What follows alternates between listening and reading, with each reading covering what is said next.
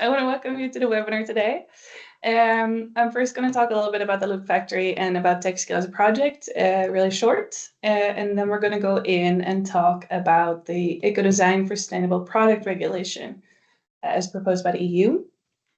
And then we'll have a bit of a moderated question and answer session with Lars at Sysav and Johanna at Rester. You guys, the whole meeting is recorded, that you will get on your email later today or tomorrow. And you will also get the presentation material on your email later with contact information to all of us in the meeting today. If you have any questions, you can ask them in either the question and answer section on Teams or in the chat. We will see them and we will have 10 minutes by the end of the seminar to go through any questions that may have come up during the seminar. So first, a little bit about the Loop Factory. We're a small innovation company on the west coast of Sweden, in Varberg. We aim to create and influence systemic change for a healthy planet, and we do that by supporting companies in their circular transition. We have a holistic and practical approach to sustainable and innovative development, with the opportunity to turning ideas into reality in our prototyping lab. We focus on nonwoven solutions, as it is one of the more efficient and cost-effective ways to recycle textiles. We work both in customer projects and in funded projects. And TechScale, the project that is hosting this webinar series, is one of those projects. And in TechScale, we saw through previous projects that we can do a lot of innovation in our lab and material development, but it is harder to scale up these developments into reality. So this project focuses really on trying to upscale innovations to a bigger scale, to industry scale, and to enhance the relationship that there is between development and industry. And we do this through different pilot projects with the partners. Two of the partners you'll meet here today, Rester and Sysav. And we also do that through this webinar series, where we try to update you guys on regulations that the EU is striving to implement, but also other topics. I'll have some links by the end of the seminar where you can find more about the project, but also about the previous webinars, and you can keep updated in that way. But let's talk more about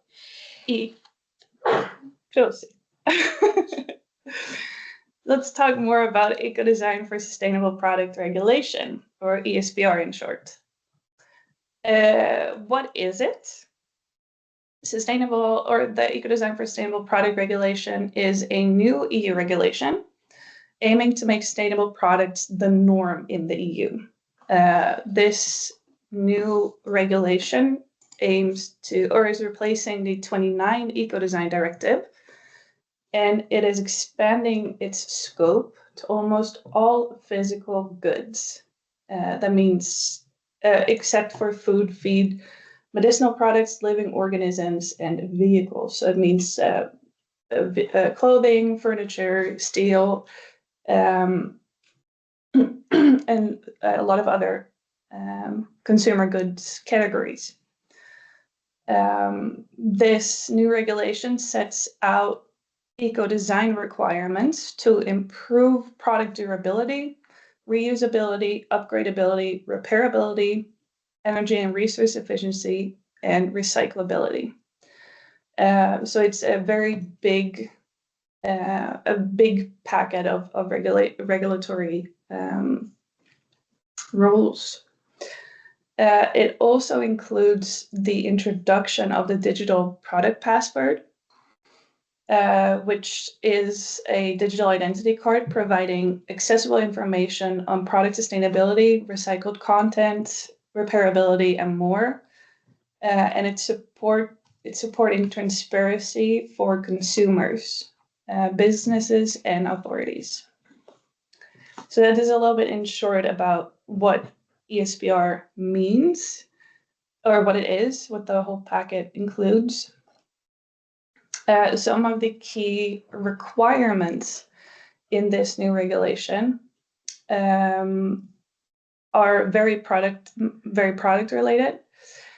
So products must meet both performance and information requirements. And performance requirements can, for example, mean a minimum amount of recycled content. So these thresholds for recycled content are not yet included in the information that they have today, but they are very likely to be included over the course of the next months. It will also mean that there are horizontal rules across product groups, and horizontal rules means that the same rules apply for different product groups. So the same rules could apply for furniture as they do for shoes or apparel. And these rules are, for example, repairability and thresholds for recycled content. So that could mean that they want them to apply to all product groups equally. Compliance is mandatory.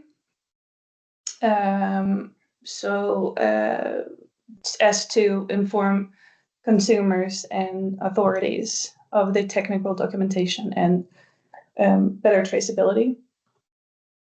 And you may be wondering who it's going to affect and if it's going to affect you as a company as well.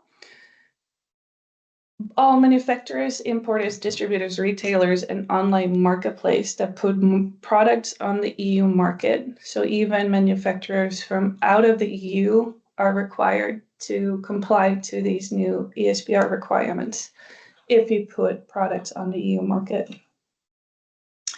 So it's going to affect a lot of us.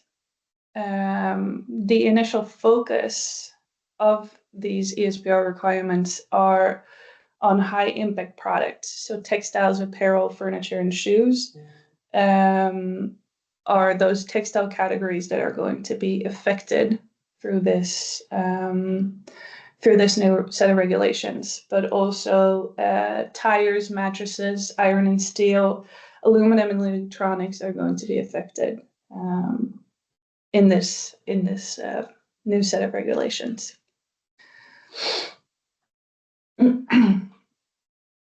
And then a little bit about the timeline. So the ESPR entered into force on the 18th of July in 2024 last year, so in the middle of last year. The first working plan was approved in April 2025, and they're very likely going to roll out requirements by the end of 2025 or the beginning of 2026. It's good to note that there is going to be an Ecodesign forum. I think it's going to be in Brussels in early 2026, where they're going to present all of these, all of the requirements and the set of regulations. And also support companies. And some of the requirements for specific products begin as early as 2027. So there is a lot of things happening here right now. They're still setting all of the, as I said before, the threshold for recycled content has not been set yet, but it will very likely come to that in the future. And then what we wanted to discuss today together with Sysav and Rester Because if companies are going to be required to implement more recycled content into their products, how does that affect the textile recycling value chain, and how can we as recyclers work together with brands in a better way to meet each other in the middle?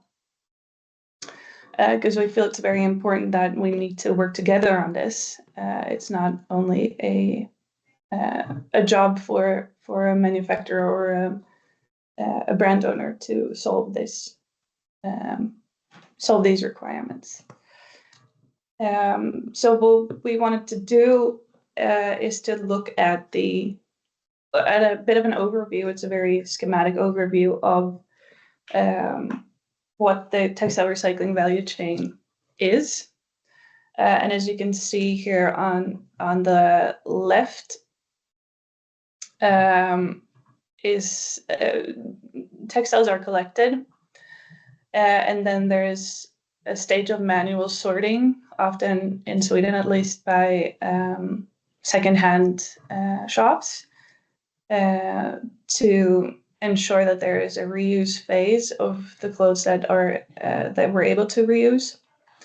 But then after that, we get to sorting into fractions before it goes to any of the other recycling processes, in which we have mechanical recycling, thermomechanical, where you melt thermoplastic fibers and make pellets and do melt spinning again, or chemical recycling with both the depolymerization or dissolution of cellulose-based or synthetic fibers. But looking more into detail here to sorting into fractions, Lars, you guys at Sysav, you operate the world's first large-scale automated textile sorting plant called Syptex in Malmö. Can you describe this innovation, how this innovation has changed the landscape for textile recycling in Sweden, and what lessons could be learned, what lessons could be scaled across Europe? Yes, thank you. Thank you for having me. Lars Persson, Sysav, and I'm working as a business developer here. Well, we started this. First of all, we are a municipality-owned company, which owns by 14 different municipalities. And it was a brave decision when they start to invest in this sorting facility.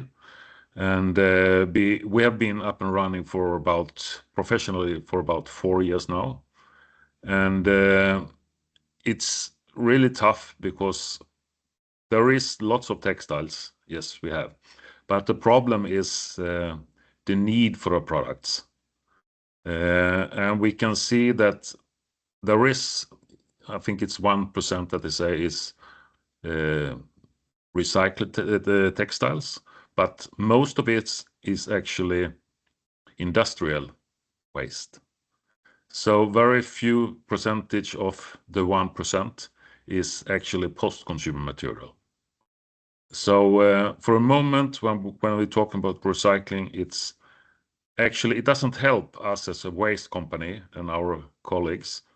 And that must be a change. And we hope that this ESPR is actually taking care of the post-consumer material, because we need that help, since all over it's come lots and lots of textiles in total Europe. Yeah, exactly. Because do you feel like this new set of regulations is going to support that? Well, I was in Brussels last week, and what I heard from those companies, almost everyone is focusing on industrial waste that's coming from that has never been a product, actually. And of course, that's the easiest way, because you can have bigger fractions. There is no hard parts. And so I hope, but I'm a little bit afraid that this will not help us the way we think and have been yes, what we thought it should go to, actually. Yeah, because you think that we might still fall back on post-industrial waste rather than Yeah. post-consumer waste. Yes. Exactly. And in the ESPR regulations, they also stress about supply chain traceability and transparency.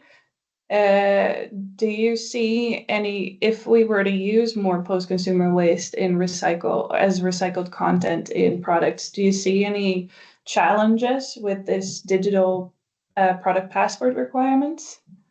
Well, the digital passport, it's hopefully when it comes, I think it's a good idea. It's a really good idea for the customer to understand what they're actually buying. In our change, we get in touch with those products about 3 years from it's sold, actually. So it will take some time. And I think in smaller fraction, it could be good. And the development of this way of working with the passports, I think it's good. But when you come to this part where you need to sort out the different material, I'm not that sure that it will help us that much, because you produce a product and at that time you have certain percentage of each material, but after washing, we know that the cotton disappear. So, well, I think there is that it could be a part, but actually I think it's more important that our customer in the next step are sure what they got outsorted. So it's a help, but we still need to make something else. And also it takes lots of time to check for each garments the passport information. And since we sort now, I think we have about 15 to 1,000 garments each hour. So this need to be a step before, and I think that will take too much time. In that way, it will also cost a lot. Yeah, exactly. Because with post-consumer waste is going to be like, if you look at requirements for companies themselves, if they are using recycled content that is post-consumer, it's also tougher to trace where it comes from originally, right? Yes. It's easy to say that you guys sorted it, but it's harder to say where it was bought or where it came from originally. Yes, and everything is a really big scale. I mean, we think we are quite big since we can sort out 20,000 tons each year. But in the solutions that we can see for on is much bigger needs for each fraction. And we really need to cooperate with the total Nordic as a start, because I think all those small fractions, it will be really expensive to handle them separately. Yeah, exactly. And as you were talking about a little bit already, collaboration is key. How do you guys work with downstream partners such as recyclers or brands and manufacturers to ensure that sorted textile fractions meet their quality and composition requirements? Yes, and that's the other big problem, because the recycling companies doesn't appear for a moment. It's mostly pilots, and we work together with them, try to figure out what the needs are, how it must be handled to be easy to take next step. And actually, I'm a bit positive regarding the polyester, since there is at least 2 companies that will put up some kind of facility in bigger scale in the nearest 2-3 years. I'm a little bit more worried about the cotton recycling companies, since everyone that I have been in contact with is putting the timeline ahead. So it's more roughly around 2030. And we need to figure out a solution that can handle the total textile volume. Otherwise, we need to sort, and then there is just need for maybe a third of it. So we need, for the moment, we are thinking of the polyester and cotton need to be at least 70%, Yeah. And then there is a big part, at least a third, that is below this percentage. And we also need to figure out how to create a solution for that material. Yeah, exactly. Because what you talked about now with the polyester and the cotton, that is chemical recycling, right? Yes, there Yeah. is also some kind of mechanical recycling, Yeah.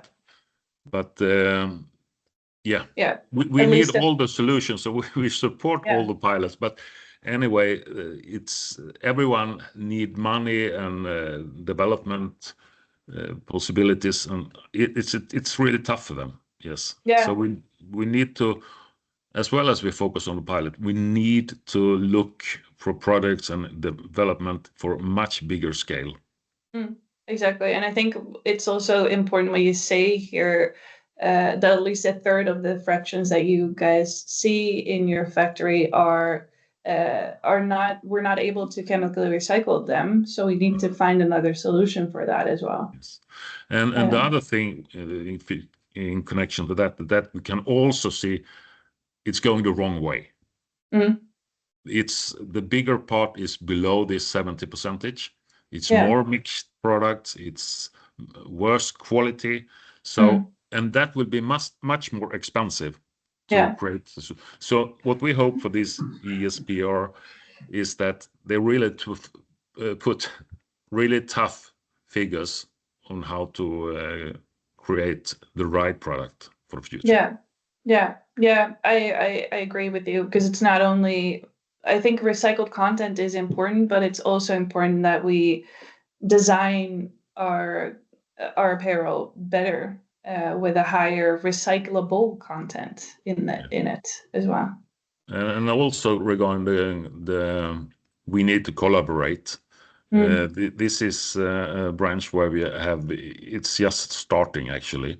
mm, So we're open to almost everyone that will take part of our sorting facility because then we get better needs what they really want. mm, So we have a facility that can handle the total Nordic volume by sorting. mm. So it's more we're open to collaboration. It's not something that we can use and have the possibility to create solution for ourselves. So Mm. we are very open and hope that we find new. And actually, some of them have actually been in contact with us with right now to create. Mm. We must realize that Nordic countries is really small, and we need to Yeah. collaborate and create much bigger streams. Yeah, absolutely. Absolutely. It's very important. But I want to thank you, Lars. Do you have any final remarks you want to say right now? No, we are ready, but since, as I said, all those meetings where we have, actually, we are missing the elephant in the room. The Mm, brands is not there. We was the same thing in Brussels last week. mm, Yes, the few percentage is from the brands. We yeah. need to involve them. We need to find them. We need to create solution together with them Yeah, to make something absolutely. happen. Yes. Absolutely. Thank you. It's very important. Thank you so much, Lars. Thank you. And we were already talking a bit about it, but it's the more textiles are made today, a lot of them include a high or like a 50-50 percentage of two fibers, which makes it much harder for us to be able to chemically recycle them. But there's also mechanical recycling processes. And Rester, you are one of the partners or key players in that solution. Johanna, you're here today. Do you want to talk a bit more about what you guys at Rester do? Yes, thank you, Ros, for giving the opportunity. Of course, we are happy to be here, and I can relate to the words of Lars just now. So I feel his pain, so to speak. So, but yeah, just to give a few insights on Rester and what we do. So unless you know us, so we call still ourselves as a startup company, although the company was established 6 years ago. So this maybe tells a bit about the activities. So still a lot of development, but our task is to build international circular solutions for recycling textiles, and we work only with business textiles so far. So this means mostly workwear, so end-of-life textile, but workwear, hospital and hotel textiles and these type of materials. Our factories is in the southern part of Finland, and we have roughly 20 employees at the moment. Yes. So this is basically us. We process different materials. Naturally, you can mechanically open basically any textile into fiber, so there are no limitations there, I would say.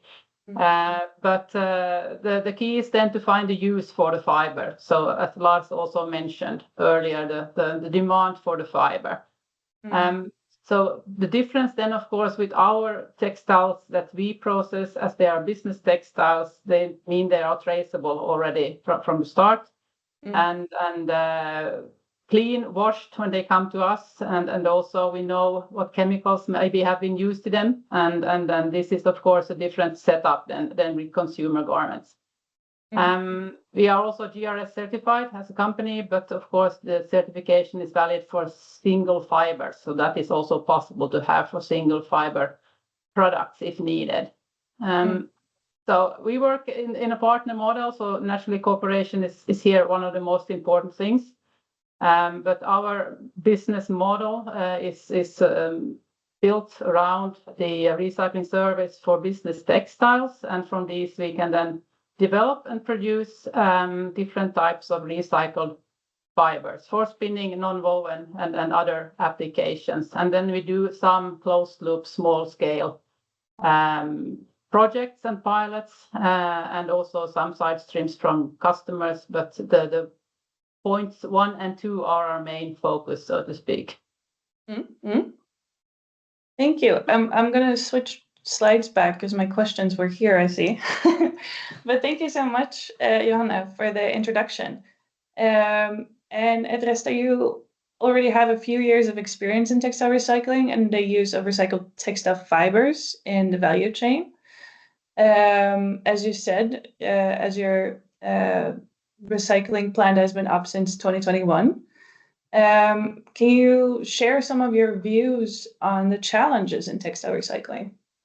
Yes, of course. So as I said briefly, I would say our first years have been a continuous learning curve. So we have done a huge number of different type of trials, and we are still doing a lot of trials and development. And from our perspective, now I have to say, working with business textiles, so the main challenge has not been the collection and sorting and supply of textile waste. Actually, not all either the recycled fiber as such, but the challenge is rather the requirements that derive from the final product. So where the recycled fiber is to be used, that is our main challenge, I would say. And what are some of those challenges then with the final product? Well, basically, if you look at it from a broad perspective, all textile materials can actually be mechanically processed into recycled fiber. And a lot of different trials have also been done to show that these fibers can be used, for example, for non-woven production, mainly using airlay or carded needle punch technology. And in these trials, it has been shown also that, okay, basically you can produce a non-woven with these technologies and from the recycled fiber that holds together, so to speak. But there are often or always some kind of technical requirements on the non-woven material. That depends then on the usage. For example, you have demands concerning strength or density or some other properties that need to be present in the final material and product. Yeah, exactly. And how can you tackle these requirements to enable the use of recycled textile fiber as raw material, for example, in nonwovens? Well, from my experience and in my opinion, I think we should always start with the final product. So what are the required properties in that product or material? So if we start from the end, so to speak, so the requirements from this usage of the material product, they actually have a very big impact on the production and the fibers that they use in production. So unless we are aware or know about these requirements, at Rested at least, we cannot really develop and produce recycled fiber that can be used for specific usage. So for this reason, it's very important that we work together with the producers and manufacturers, and actually often throughout the complete value chain. I also want to stress that replacing virgin fibers with recycled textile fibers, it's never one-to-one. So you always need to make a development. It will require investments in production, technology, equipment, and so forth. And I think here is very important to raise also the capabilities that we have at Rested and you at the Loop Factory. So we can offer these piloting services for using recycled textile fibers. For example, then using airlay or carded needle punch nonwovens. And often also we need to also include the brand. So the brand has the final product, and then there is maybe a non-woven manufacturer in between. So we need to work together to tackle the challenges, and then also, of course, have a scalable solution, not like a small closed loop option, but actually something that can meet the demand of the recurring volume, but also, of course, the requirements on the final product. Exactly. And because now we're talking a lot about nonwovens, but I think especially at the start of textile recycling, there was a lot of talk about textile to textile, so textile to yarn recycling. Do you see what are the big challenges there? I think there are similar challenges. So according to our insight and estimates, of course, you can still recycle textile to textile, but there are higher demands on the fiber that you need for spinning purposes. So not all textiles are suitable for producing recycled spinning fiber. So there is, I think it's scalability is one. So you need to have a very uniform material to produce spinning fiber. It's very difficult to get qualitative recycled fiber from a very mixed material. So exactly. not meaning maybe, so of course, not meaning it has to be a monomaterial, but the different type of fabrics are causing there some challenges. So I think we're in the same stage, still need development also on the spinning side, but it is still also, of course, on the table and definitely something that we are working with. Yeah, and I think because relating it to the ESPR requirements, what I found was funny or ironic, maybe I should say, is that they require longer durability of all of the clothing that we make. At the same time, they require a higher percentage of recycled content, which those two are not always the best of friends. Durability and recycled content. I think we have, so I think this is a good point. So it's important to understand that you cannot really produce from 100% recycled fiber, but normally you put like a small share in the new garment. But there has been pilots and trials successfully also reaching the quality requirements. But definitely, I think it cannot be like a trade-off that you produce less good quality and just because then of course you have another problem in the end. But at the moment, looking at the consumer garments, I mean, phasing out fast fashion, I think this will already do quite a lot to this problem.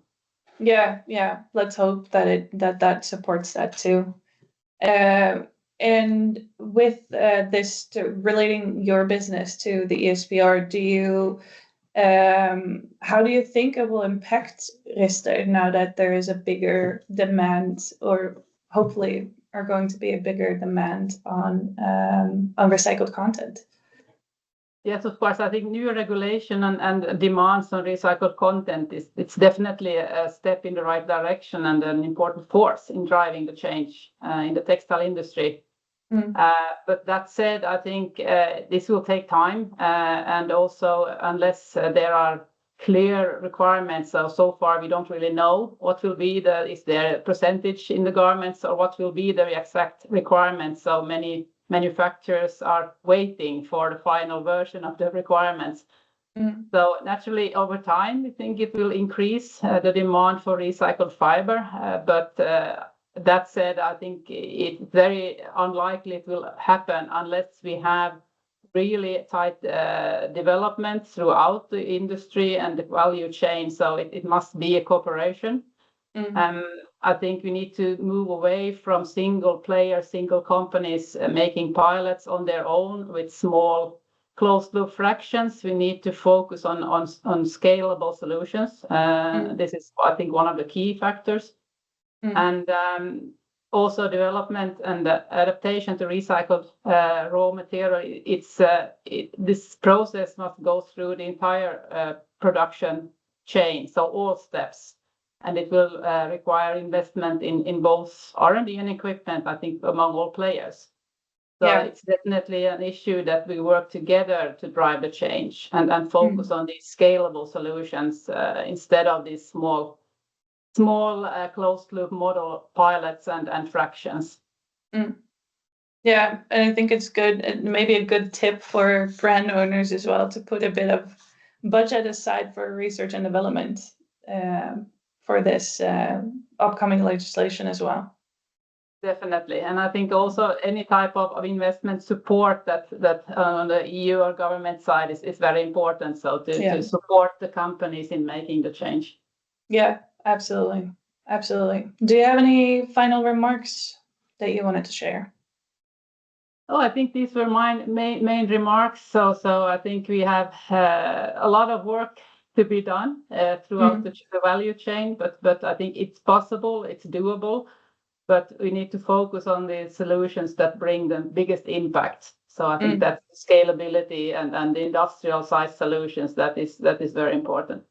Yeah, and or customers to the fibers. Thank you so much. Thank you.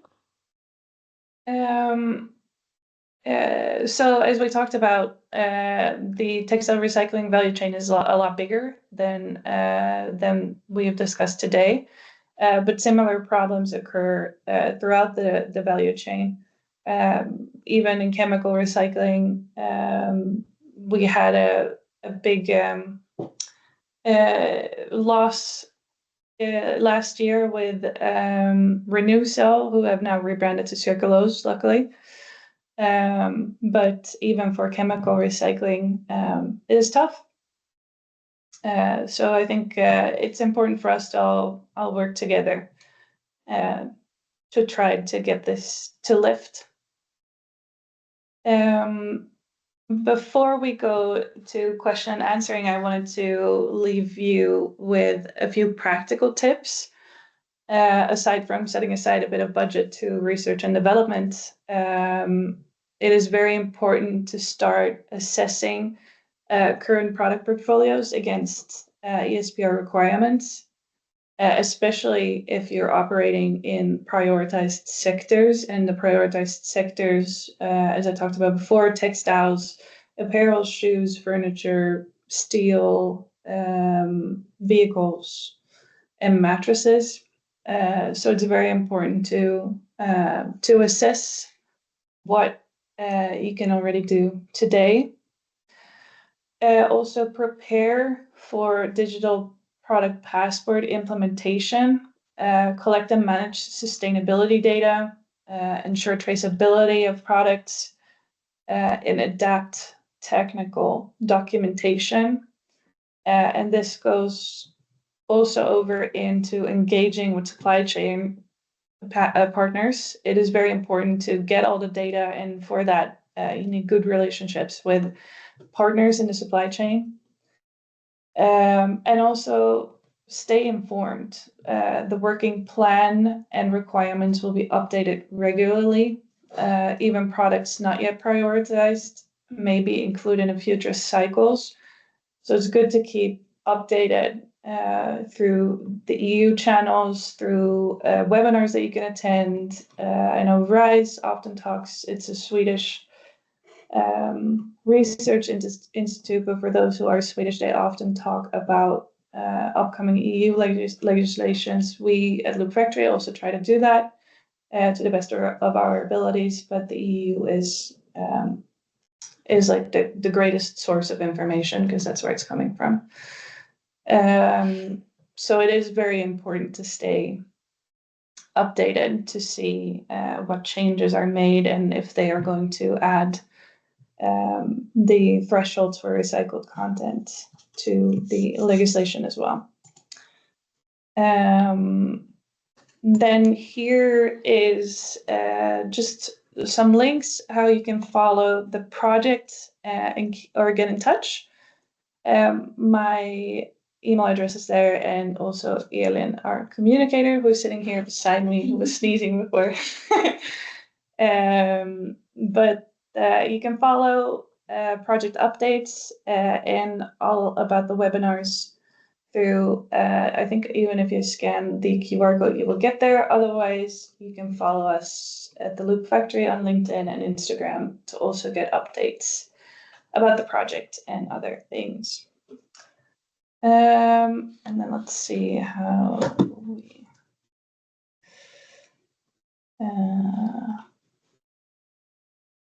do this.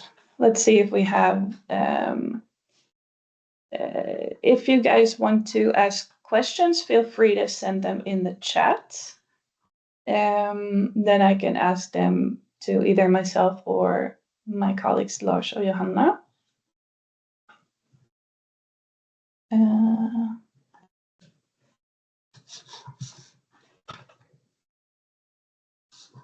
I haven't seen any questions yet, so if there aren't any questions that you guys want to ask, then I think we might just stop the webinar a bit earlier. The next time, or the next tech scale webinar, we're going to talk about consumer behavior and how that has changed over time. And how we can influence consumer behavior and consumer trust. And then we'll have some representatives from EDRA or Mission Anew that will join us for that webinar. So that will be in October. So you will see on our socials about that webinar. But I want to thank you all so much and hope to see you on the next one.